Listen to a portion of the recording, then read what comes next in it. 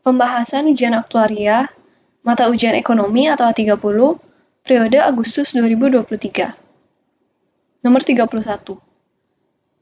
Dalam menjalankan perannya menentukan kebijakan moneter, Bank Sentral memiliki beberapa instrumen yang dapat digunakan, baik konvensional maupun non-konvensional. Kebijakan non-konvensional yang merujuk kepada upaya pelonggaran fasilitas pinjaman oleh Bank Sentral kepada bank komersial disebut. Jawabannya adalah A. Liquidity provision. Tapi kita juga akan bahas opsi yang lain. Standby loan.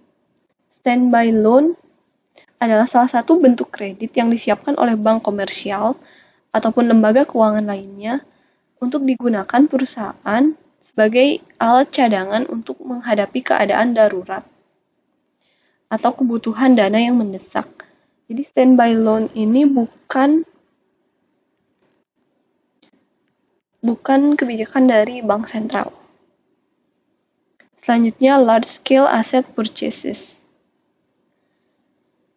Bisa disebut juga sebagai quantitative easing.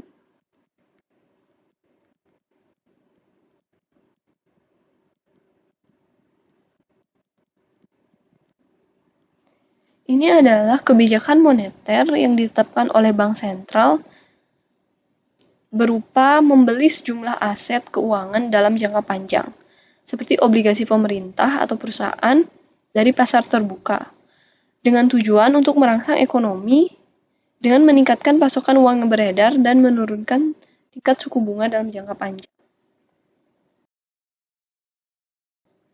Yang ketiga, forward guidance.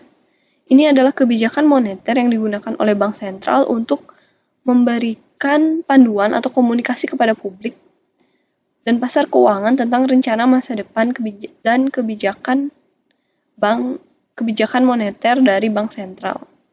Tujuannya untuk membentuk ekspektasi dan mengarahkan perilaku ekonomi dengan memberikan petunjuk tentang bagaimana bank sentral berencana untuk mengatur suku bunga atau kebijakan lainnya pada jangka waktu tertentu.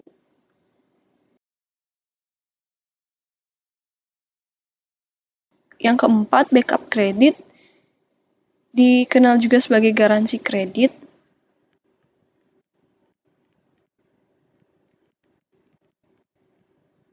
Ini adalah fasilitas kredit yang diberikan oleh bank komersial atau lembaga keuangan lainnya kepada perusahaan sebagai cadangan atau tambahan sumber dana utama jika mereka gagal atau tidak mencukupi. Sebagai cadangan tambahan jika sumber dana utama tidak mencukupi.